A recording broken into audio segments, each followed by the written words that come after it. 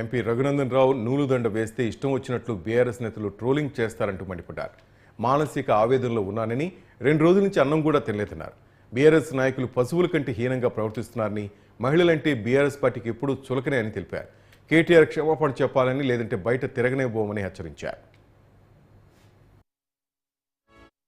దీనిలో అంటే ఒక పెళ్లికి సంబంధించిన విశిష్టత ఇందులో ఏమీ లేదు.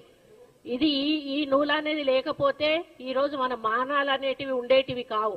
ఈరోజు మనం అందరం బట్టగట్టుకొని తిరుగుతూ ఉన్నామంటే కేవలం ఈ నూలు వల్ల, చేనేత కార్మికులు నేస్తున్న నేత బట్ట వల్ల అనేది మనం అందరం కూడా గుర్తించాల్సిన అవసరం ఉన్నది.